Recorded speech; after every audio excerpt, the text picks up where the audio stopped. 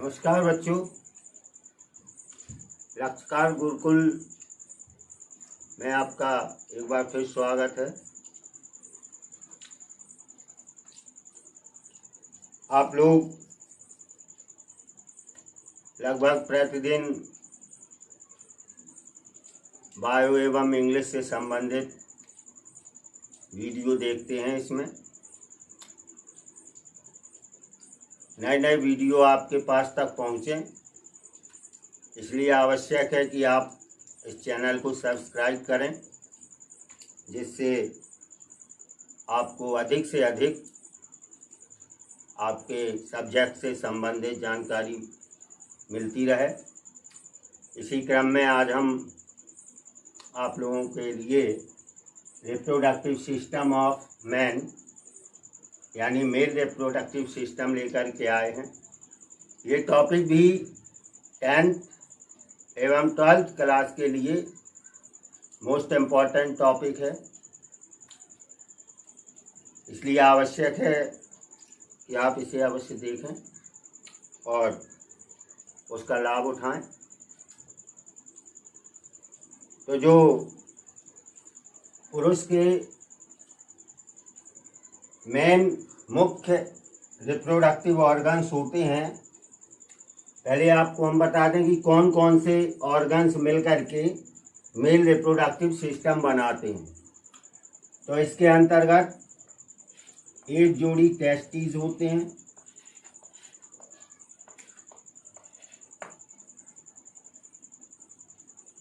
Testis मुख्य reproductive organs होते हैं। इनको प्राइमरी रिप्रोडक्टिव ऑर्गन्स भी कहते हैं। क्यों? क्योंकि इनमें ही जो है मेल गैमीट्स बनते हैं। टेस्टिस कैसे होते हैं? ये अंडाकार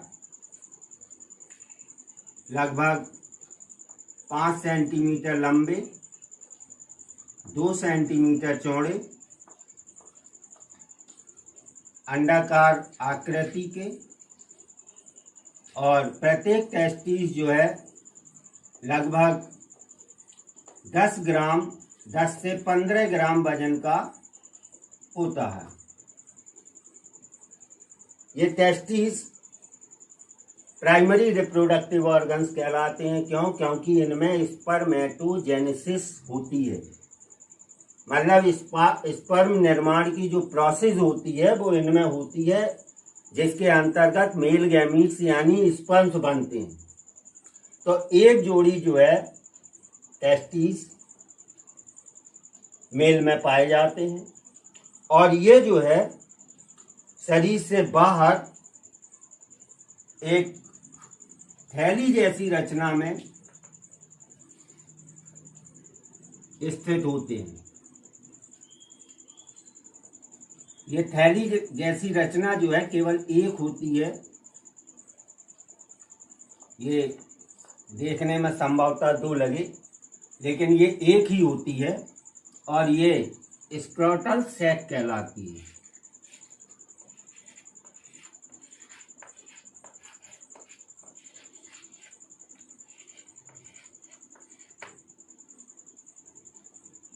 ये टेस्टिस होते हैं।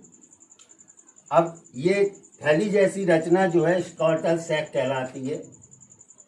इसमें ये टेस्टिस स्थित होते हैं। इनका डेवलपमेंट जो है एम्ब्रॉयनल स्टेज में, जब मान लो मेल शिशु का डेवलपमेंट होता है, तो इनका डेवलपमेंट जो है एब्डोमिनल कैविटी में ही होता है। मेल शिशु जब डेवलप होता है तो एम्ब्रॉयनल स्टेज में इनका डेवलपमेंट एब्डोमिनल कैविटी में होता है, लेकिन जन्म से थोड़ा पहले ये जो है एब्डोमिनल कैविटी से खिसक करके स्क्रोटल सैक में आ जाते हैं।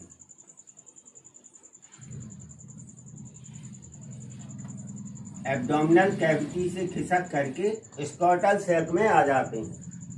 केवल मनुष्य और इसके अलावा एलिफेंट, यही दो ऐसे होते हैं जिनके टेस्टिस जो है शरीर से बाहर माने मनुष्य और अन्य सभी जो मैमल्स होते हैं, केवल हाथी को छोड़ करके, हाथी में टेस्टिस जो है एब्डोमिनल कैविटी में ही होते हैं। अन्य जितने मैमल्स होते हैं उनके टेस्टिस शरीर से बाहर एब्डोमिनल इसमें स्कॉर्टल सैक में आ जाते हैं। क्यों? क्योंकि जो बॉडी टेम्परेचर होता है मनुष्य का वो बहुत ज़्यादा होता है। इतने ज़्यादा बॉडी टेम्परेचर में जो है स्पर्म निर्माण नहीं हो पाता है। तो स्कॉर्टल सैक का जो टेम्परेचर है वो बॉडी के टेम्परेचर की कंपैरिजन में 2-3 डिग्री सेंटीग्रेड कम हो जाता है। तो इसलिए जन्म से थोड़ा पहले जो है ये टेस्टिस खिसक करके स्कॉर्टल सैक में आ जाते हैं और पेशियों के द्वारा जो है स्कॉर्टल सैक की जो वॉल होती है उससे जुड़े रहते हैं। अब ये जो मार्ग ट्यूबलाइट जो मार्ग कहलाता है, ये इंग्विनल कैनाल कहलाता है।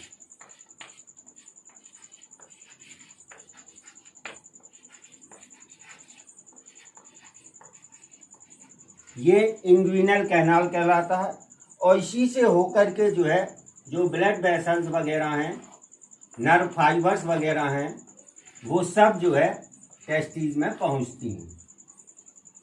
इसमें एक ट्यूबलाइट बन जाती है जो स्पर्मेटिक कॉर्ड कहलाती है। उसी के थ्रू जो है ब्लड वेसल्स और नर्व फाइबर्स टेस्टिस में पहुंचते हैं और उनको जो पोषक पदार्थ होते हैं वो पहुंचाते हैं। तो ये इंग्विनल कैनाल बन जाती है। अब प्रत्येक टेस्टिस से जो है एक ट्यूब निकलती है, जो निकलने के तुरंत बाद इसके ऊपर एक पैड लाइक स्ट्रक्चर बनाती है इस तरह की। इसी के ऊपर कुंडलित होकर के, होती तो 14 सेंटीमीटर लंबी है, लेकिन इसी के ऊपर कुंडलित होकर के ये पैड लाइक कॉमा के आकार का स्ट्रक्चर बना लेती है जो इपिडिडाइमिस कहलाती है। ये इपिडिडाइमिस लगभग 4 सेंटीमीटर लंबी होती है, लेकिन ये ट्यूब से ही बनी होती है।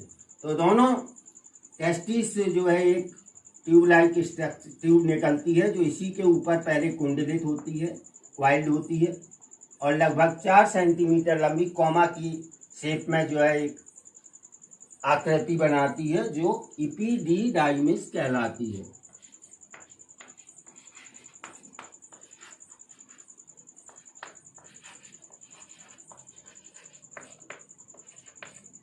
इपिडिडाइमिस के बाद ये ट्यूब जो है इसको थोड़ी मोटी होकर के स्कॉर्टल सैक से एब्डोमिनल कैविटी में पहुंच जाती है।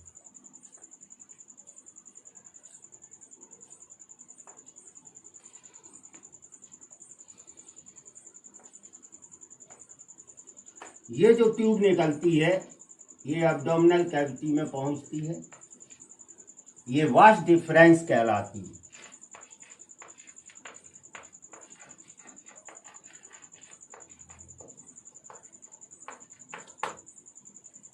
ये वाश डिफरेंस कहलाती है। इसमें ह्यूमन में एक जोड़ी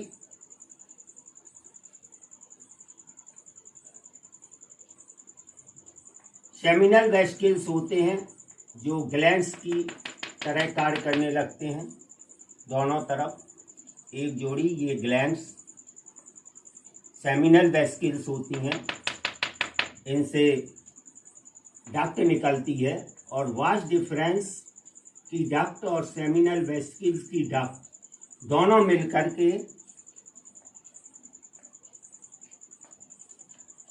जो डक्ट बनाती हैं वो इजैकुलेटरी डक्ट कहलाती है।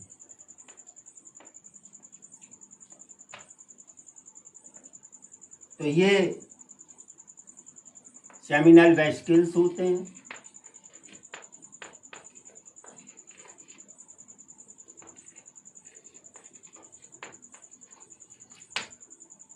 जो दूसरे एनिमल्स में सेमिनल वेसिकल्स पाए जाते हैं उनका जो फंक्शन होता है, इनमें जो है स्पर्म्स थोड़ी देर कलेक्ट होते हैं, वो मैच्योर होते हैं सेमिनल वेसिकल्स में। लेकिन ह्यूमन में जो है सेमिनल वेसिकल्स में ये नहीं होता है, ये ग्लैंड्स की तरह कार्य करने लगते हैं। इनसे एक पदार्थ सीक्रेट होता है जो स्पर्म्स के साथ मिलकर के उनका पोषण करता है। तो ये ग्लैंड्स की तरह कार्य करने लगते हैं सेमिनल वेसिकल्स, और इनके मिलने के बाद जो ये डक्ट, वास डिफरेंस और सेमिनल वेसिकल्स की डक्ट मिलकर के जो डक्ट बनती है, जो वो इजैकुलेटरी डक्ट कहलाती है।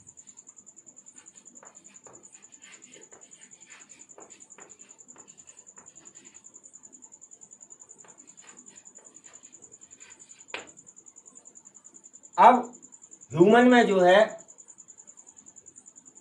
यूरिनरी ब्लैडर होता है।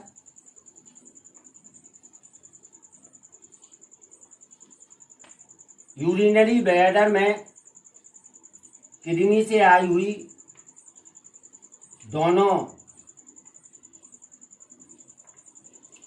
यूरेटर्स खुलती हैं।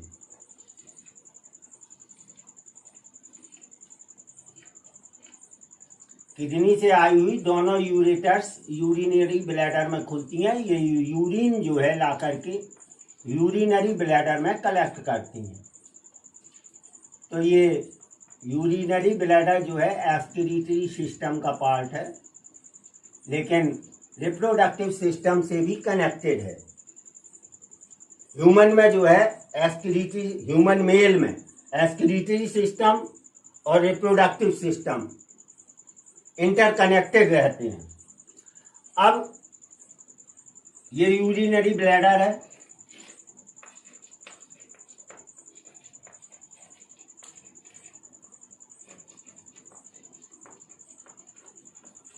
जो यूरिन को कलेक्ट करने का काम करता है।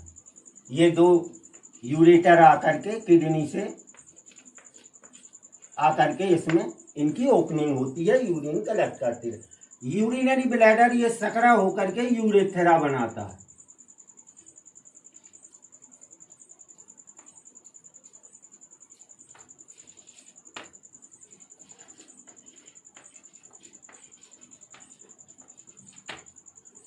यूरेथ्रा में ही दोनों इजेकुलेटरी डक्ट, पहले ये जो है दोनों इजेकुलेटरी डक्ट वास डिफरेंस से यूरेटर से एक फंदा बनाएंगी, और फंदा बना करके ये यूरेथ्रा में खुल जाएंगी। दोनों ओर की इजैकुलेटरी डक्ट यूरेटर से फंदा बना करके यूरेथ्रा में खुल जाएंगी।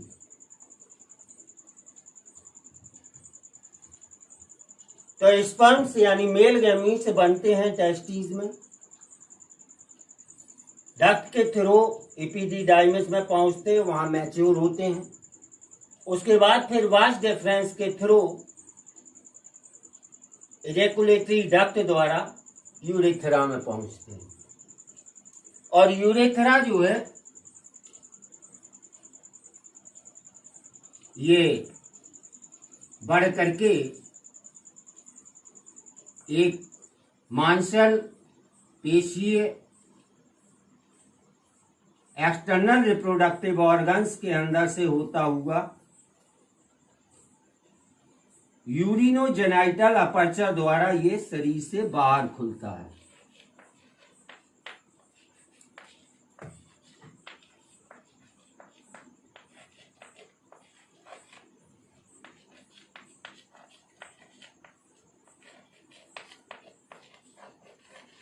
यह यूरेथ्रा काफी लंबा होता है, एक मांसल पेशीय बेलनाकार स्ट्रक्चर या ऑर्गन से होता हुआ शरीर से बाहर खुलता है, जिसको पेनिस बोलते हैं। ये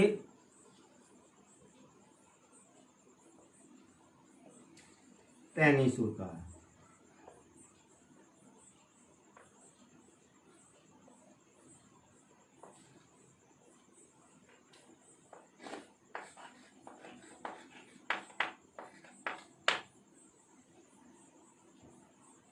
ये पुरुष का रिप्रोडक्टिव सिस्टम यानी मेल रिप्रोडक्टिव सिस्टम होता है ह्यूमन में।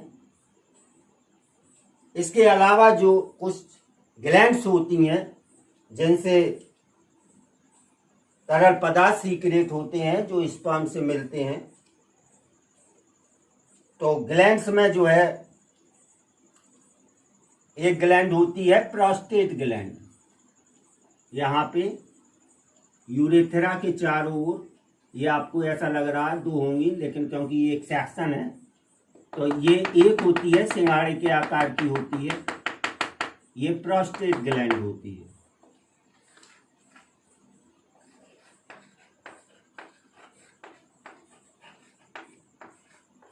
इससे जो है तरल पदार्थ सीक्रेट होता है। इससे पतली पतली नलिकाएं निकल कर यूरेथ्रा में खुलती हैं। तो जब स्पर्म्स जो है इस पॉइंट पे पहुंचते हैं तो इससे जो है तरल पदार्थ स्रावित होकर के स्पर्म्स के साथ मिल जाता है और स्पर्म्स का पोषण करता है और उनके गमन में सहायक होता है वो तरल पदार्थ। इसके अलावा जो है एक जोड़ी ग्लैंड्स इस पॉइंट पे होती हैं, इससे भी तरल पदार्थ निकलता है। ये ग्लैंड्स जो है बल्बो यूरिथ्रल ग्लैंड्स कहलाती हैं, एक जोड़ी होती है। प्रोस्टेट ग्लैंड केवल एक होती है और बल्बो यूरिथ्रल ग्लैंड्स एक जोड़ी होती है। इनसे भी पदार्थ स्रावित होकर के स्पर्म्स से मिलता है, यानी सेमिनल वेसिकल का स्राव, प्रोस्टेट ग्लैंड का स्राव और इन बल्बो यूरिथ्रल ग्लैंड्स का स्राव। जब तीनों स्पर्म से मिल जाते हैं तो जो चीज बनती है, जो लिक्विड बनता है, वो सीमेन कहलाता है। यूरिनोजेनाइटल अपर्चर द्वारा जो है सीमेन ही बाहर निकलता है। अब इसको यूरिनोजेनाइटल अपर्चर क्यों कहते हैं? क्योंकि नॉर्मल कंडीशन में जो है इस पोर से जो है, इस अपर्चर से जो है यूरिन पास होता है और इससे सीमेन भी पास होता है, तो इसीलिए इसको जो है यूरिनोजेनाइटल अपर्चर कहते हैं। तो इस तरह का जो है रिप्रोडक्टिव सिस्टम पुरुष का होता है, यानी मेल रिप्रोडक्टिव सिस्टम होता है। तो मेन रिप्रोडक्टिव ऑर्गन एक जोड़ी टेस्टिस होते हैं, इनसे दो ट्यूब्स निकलती हैं जो वास डिफरेंस कहलाती हैं। वो एब्डोमिनल कैविटी में पहुंच करके यूरेथ्रा में खुलती हैं और खुलने से पहले जो है उनमें सेमिनल वेसिकल्स की डक्ट जुड़ जाती हैं और ये प्रोस्टेट ग्लैंड और बल्बो यूरिथ्रल ग्लैंड्स, ये ग्लैंड्स होती हैं जो रिप्रोडक्शन में सहायक होती हैं। तो इस तरह का ये मेल रिप्रोडक्टिव सिस्टम होता है जो पुरुष में पाया जाता है। धन्यवाद।